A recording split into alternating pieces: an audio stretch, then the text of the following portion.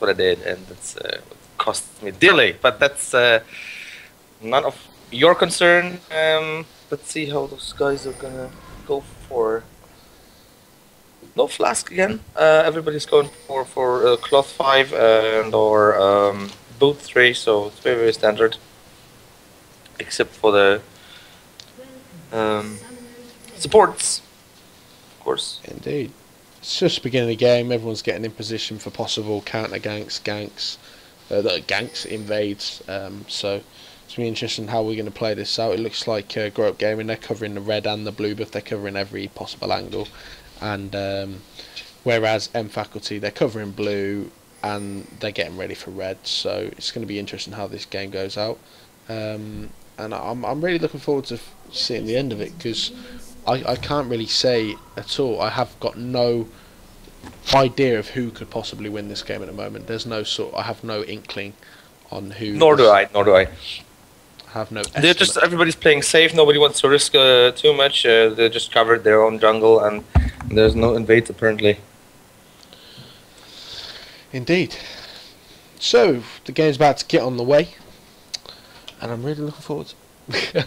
I've said that like 6 times. No, you're not going there again. You're not going there again. And for those of you who are from England, it is really snowing outside. It's proper. Oh, lucky you guys. we got sent home from work early on Friday, so I'm hoping we don't have to go on Monday. That'd be pretty good. Tomorrow, no work. Keep snowing. Lucky you, man. Yeah, Shen is a bit slower in the jungle, I think, than compared to Nunu. That's due to this consume, I think. But apparently he hasn't. Oh, I'm sorry. Never mind. Indeed, well, it looks like they're picking off blue and red, which is interesting. They've basically taken both of their buffs, one for the jungle. And seriously, I haven't even looked. I apologise for this. Yes, so they've got Kha'Zix covering top, who's about and Kha'Zix is under severe pressure in the top lane from Olaf. Olaf already burned his ignite and completely chunked Kha'Zix down to like 20% of his life. Yeah, but both flashes have been used top, and it looks like Nocturne is invading the jungle. Upmao has been pressured off his red buff here, and Alchemist is getting doubled in mid lane. Now I've seen this a few times. People are starting to make these plays where they play the bot lane goes into mid lane, into the middle. You've got AP top, and then you've got top playing bot, and it's starting to be played quite often, and it's very interesting to see. It looks like we're having a bit of a fight going in mid lane. The fear does go down on Shen, but he is able to get out of it, and it looks like they're going to try and steal their red. It looks like they're coming back though. The axe has missed, and an E on Shen has forced him back, whereas Swain is just sticking to his lane and carrying on with what he's doing. So this is definitely an interesting setup. Nocturne and Nunu will come back. They're going on to Olaf here. The fear should be going down very shortly. I'm surprised it's not. He's got no mana, so they're having to back off. Shen's forcing them away, and he's going to base off now. So Nocturne's put that pressure on Shen. Shen's not being able to get much out of it, and but then again, and everybody's losing XP. They're like really pressuring Grown Up Gaming into Olaf. Olaf spending a lot of time assisting Shen to no avail. So he lost a lot of XP, I think, in bot lane, and now he's back into the bot lane to go. As you can see, Kha'Zix is already level 3 compared to Olaf level 2. Indeed. Who was indeed pressuring Kha'Zix a lot, so he lost a lot of ground there. Indeed, and it looks like Kha'Zix is going on Olaf. The ignite has gone down. Olaf is going to just walk away there. Kha'Zix not going to overextend, and but Kha'Zix's ignite has been burnt, and Olaf's having to base again. So he's only level 2 at the moment. Kha'Zix level 4, and he's basing. By the time he gets back, Kha'Zix's probably going to be level 5. So he's definitely got a very, very strong lead at the moment. Yes. As you can see, it's 28 CS to 9 CS from top lane. So that was a really smart move from N Faculty to pressure Shen at his red, and there was nothing he could do except losing a lot of XP and CS. Indeed. I've turned my chat on in here just in case somebody sends me a message going, "You've muted again." Hopefully they get spammed now. But yeah, this is a really interesting setup. I've seen this at least twice now. Yesterday I saw AAA do it, so it's going to be interesting how our M faculty pull this off. It's definitely something new which is being brought to the table, so let's see what happens. Yeah, definitely. And the good thing is Nunu can assist the jungler. He can just, you know, he's very central in his lane, so he can just assist whenever he wants to. Whether it be the stun goes down there, and it looks like we're having a bit of a fight going in. The E missed. M faculty's forced a flash with no health, and Nunu had just walked over that ignite and laughing. Well played there by Nocturne, backing him up. Janna trying to get in there, but without any avail. And it's another strong sort of push for M faculty there. Oh yeah, it was. And Kha'Zix is halfway to level 6, and Olaf is still halfway to level 5. So Kha'Zix is going to be substantial time to prepare Olaf for the kill, and then just finish him off. So this is extreme.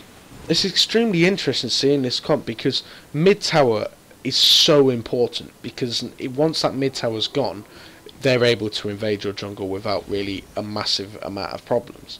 Yeah. And that means they have to go on the defensive ward very quickly.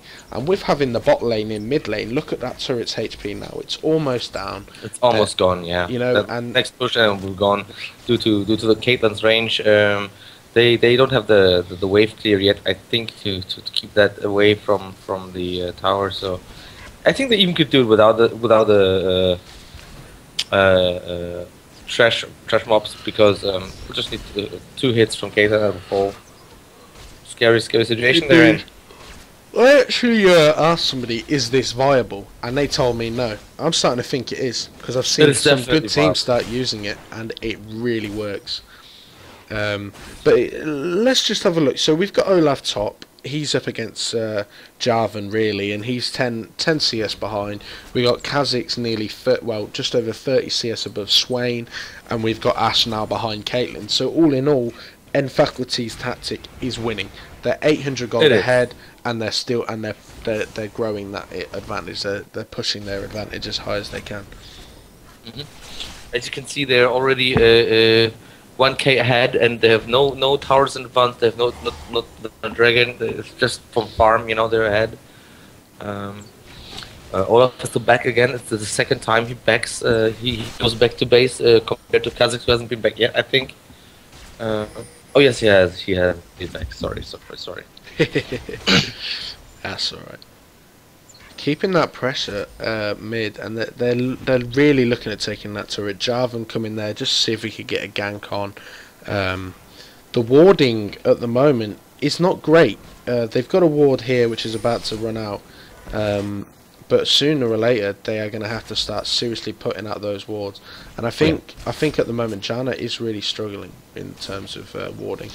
Looks like they're going for the turret. They are just going to take the turret straight away, and now they're going to, you know, that global gold advantage, that being able to control that jungle now. Grow Up Gaming needs to go on the defensive until they start looking at picking off a turret. And it's not long before Nocturne will turn level 6, and then he can put some serious pressure on everybody who's left behind, or who's advancing too far, and he'll be dead. Indeed. But apparently, Kha'Zix or Olaf has been stabilizing on top lane, because Kha'Zix wasn't able to take advantage of his early lead in both in CS and levels. It got pretty close, but Olaf stabilized very well. Indeed. Let's just have a look at it. Nocturne's level 6 and Shen's not quite there. So if they're aware of this, this is where Nocturne needs to start using his ulti to his advantage. I mean, he's only probably going to get one ulti before Shen's got his, so it's definitely time to sort of make those plays. Well, it has to be now, because Shen's going to turn 6 any second now. And yeah, he's gonna turn at 6 now, so he's sort of, the chance has been missed. But it looks like Nocturne's looking at going bottom. They're gonna have, oh well, no, he's not, but the rest of the team is. Well, Nunu was going to spread his wings down there. They could have probably got a nice little tower dive, but you know, he was spotted by the. Yeah, he was spotted by the. The ward was able to spot him, so Swain's like, I'm not having this. I'm backing off. Anyways, double CS on top lane for Handshake Gaming, and that's quite substantial. Also, the Swain was really able to poke them hard when they were taking that turret, but it only really went on Jarvan. So they can still turn around. Jarvan's just popped a pot, pushed the lane, and they're going to look at trying to take that turret soon. And I wouldn't be surprised if they did within the next couple of minutes, because it's very low, and it's going to be a big help for them. But they're not aware that where Janna and Shen are. Now Shen is coming in now. He's going to try and get that E. The E misses, the Ash Arrow misses, and they are going to just be able to back out of their own faculty. If they had hit that E and that Ash Arrow, that would have been a very good comeback for Grow Up Gaming there. But as you can see, they're already easily 2k ahead, and it's one tower down, mid tower down. That's really sad for Grown Up Gaming. But let's see how they play this out. Yeah. Well, there's another turret down, and we're looking at a 3k gold lead. Excuse the yawn, and they are looking at trying to take a free Drake here. Now, Vision would have caught Nocturne heading towards that, but there is no, they're not coming to contest it. There's a free Drake, and there's even more gold ahead. We're looking at 4.1k gold lead and rising.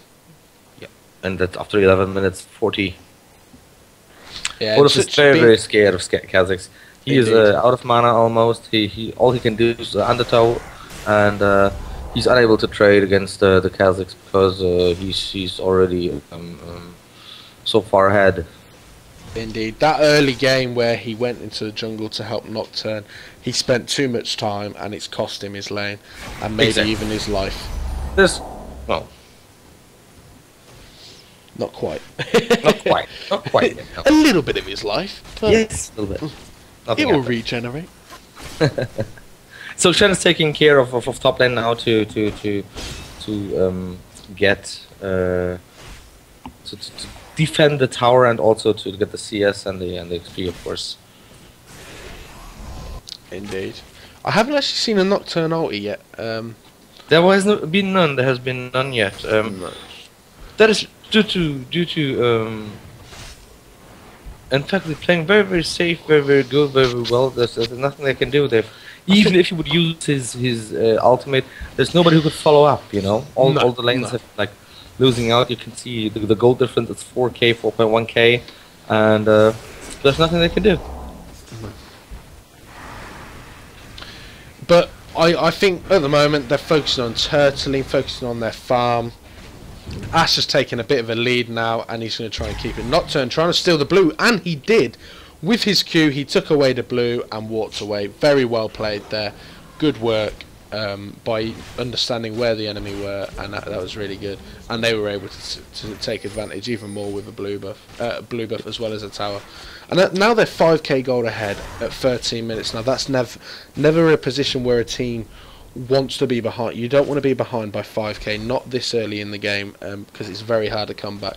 And with losing all these turrets, losing that sort of map control, they're going to just slowly go further and further behind. The Ash Arrow goes in, but the Cleanse was able to get out of it. Shen was able to pick up an E on Nunu. Nunu's got an Ignite down and does go down to an Olaf kill there. The ultimate going down on Janna, and they're going to keep going. Olaf's flashed. So is Caitlyn, and they're going to back off rather than... Yeah, they didn't want to follow up, even though Kazakhs is out of mana, so they should and could have followed up, but... and that was actually first blood, surprisingly. I hadn't actually noticed that nobody had died yet. Now, it just shows that you can be defensive, you can be safe, but you can still lose the game if you let a team take advantage of that, and they obviously have. But by getting that first blood, it's going to give them a little bit of gold, a bit more confidence to fight, and you never know. In the next couple of minutes, we could see a team fight that could change the course of this game. Oh well. I was questioning the decision by Olaf to go for the Iron Locket, but apparently that's what kept them on top and topped off for this little semi-team fight they had in the top for that second tier tower. Indeed, this is what a lot of people don't get in these games. Like, certainly the more lower rating people who don't sort of worry about too much of items, they more worry about not getting retards on their team. But, seriously, I